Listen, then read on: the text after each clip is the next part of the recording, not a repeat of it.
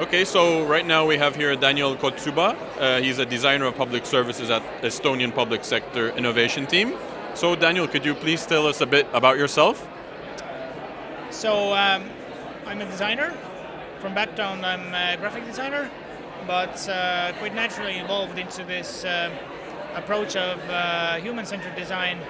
And currently I'm working in Estonian public sector to help design public services more inclusive and human-centered. So, how have you found the conference so far? How is it going in your opinion?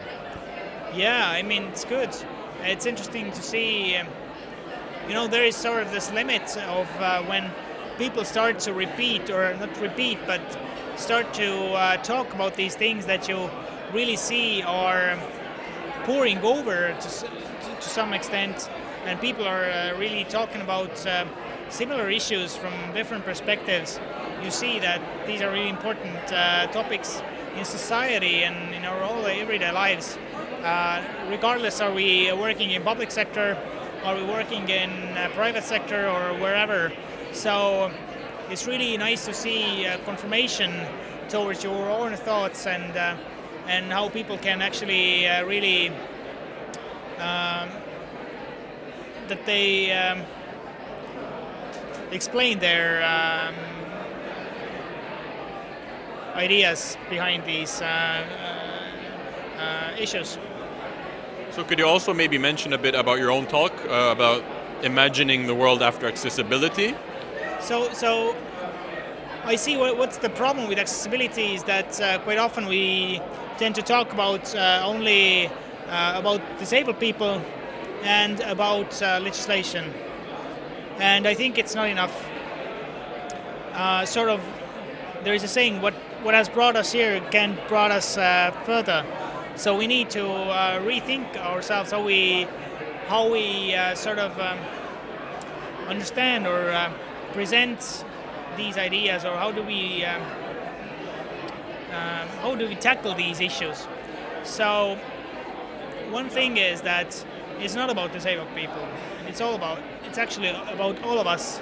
And the second is that we tend to see that this human diversity, or the differences between human needs, are obstacles to our. So I have to adapt my website or my really cool wearable bracelet to the person that actually cannot right now use it, but rather take it the other way around.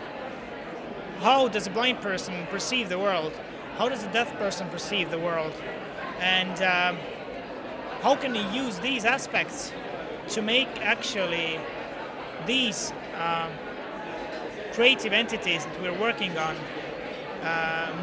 better for all of us? Not only for disabled people, but for you, for me, for all of us who are watching right now.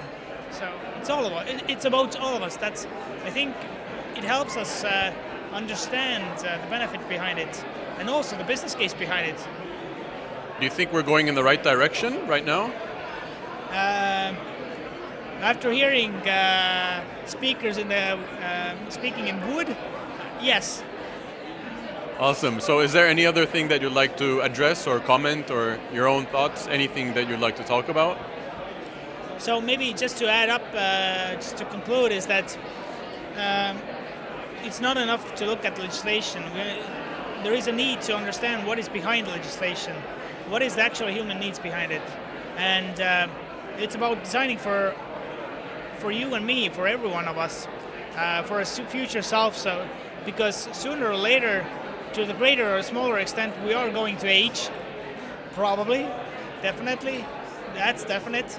And we are starting to see these obstacles or limitations to our everyday work, being, and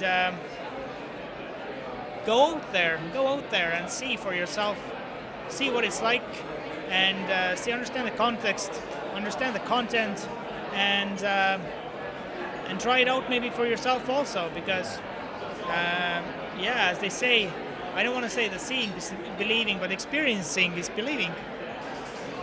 Okay, thank you so much for your valuable thoughts and opinions, and hope to see you again soon. Thanks.